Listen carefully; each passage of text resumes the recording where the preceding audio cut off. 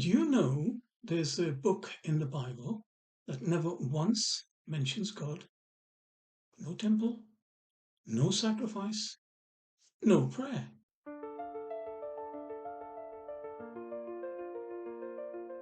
It is the Book of Esther and is unique in the Hebrew Bible because God is never mentioned. Neither is the temple, nor the law of Moses. No angel speaks, no prophet warns. Esther doesn't pray.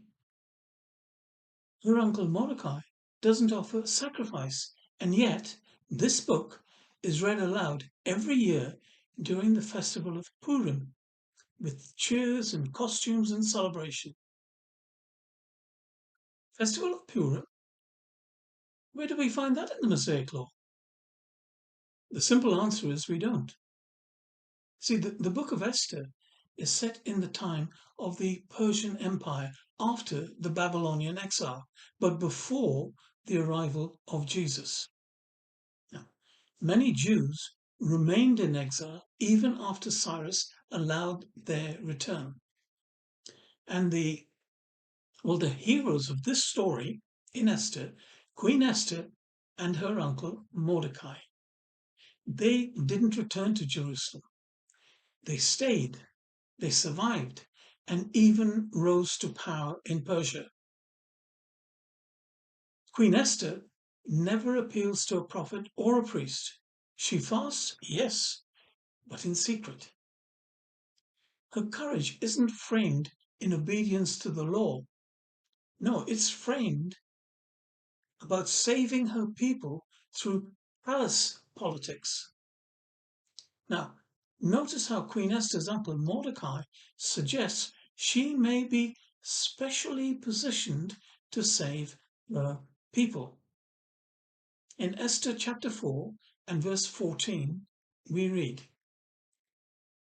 "Now if you remain silent at this time, relief and deliverance for the Jews will arise from another place, but you and your father's house will perish. And who knows if perhaps you may have come into the kingdom for such a time as this." Now, this is a book of political survival in a world where God doesn't enter the picture. It reflects a new kind of theology with foreign influence entering the scene. Here's what stands out. In a period dominated by temple worship and sacrificial rituals, which is known as the Second Temple period, the Book of Esther offers an alternative story. See, there is no altar, there's no sin offering, but a new festival gets incorporated into their worship. Let's check that out in Esther chapter 9 and verses 20 through to 23.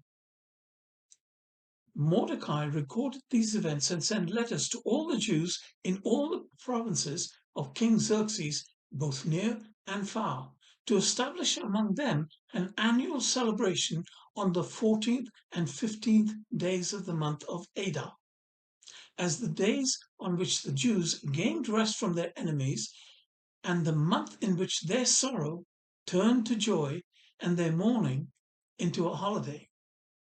He wrote that these were to be days of feasting and joy, of sending gifts to one another and to the poor. So the Jews agreed to continue the custom they had started, as Mordecai had written to them. See, this great deliverance that Purim represented didn't depend on sacrifice. It depended on timing, on courage, and perhaps some kind of unseen favor. And guess what? It continues as a festival right down into our day today. So, how is it that a festival not commanded in the law covenant became adopted into Jewish worship? The answer: Persian influence. in the form of the Persian feast of Nowruz. The timing, Nowruz falls near the spring equinox, March 20 to 21st, which is close to Purim's seasonal timing, the late winter, early spring. The theme, celebration of reversal of fortune, renewal, banqueting, celebrations, and costumes. Length, Nowruz often extended over several days. Purim too becomes a 2-day celebration in which we have just read in Esther chapter 9 verses 21 and 22. Now, I will cover this in more detail in another forthcoming video shortly.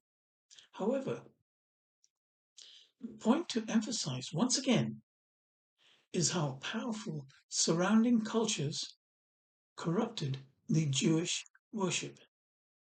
Now, on Thursday, we will continue with the effect the Greek and the Roman influences had, which further accelerated this corruption.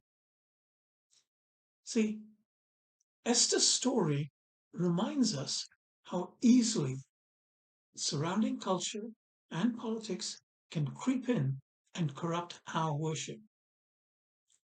So, drop your thoughts or your questions in the comments, please. We will explore them in the future episodes soon. So, please like and subscribe, and thank you for watching, and see you soon.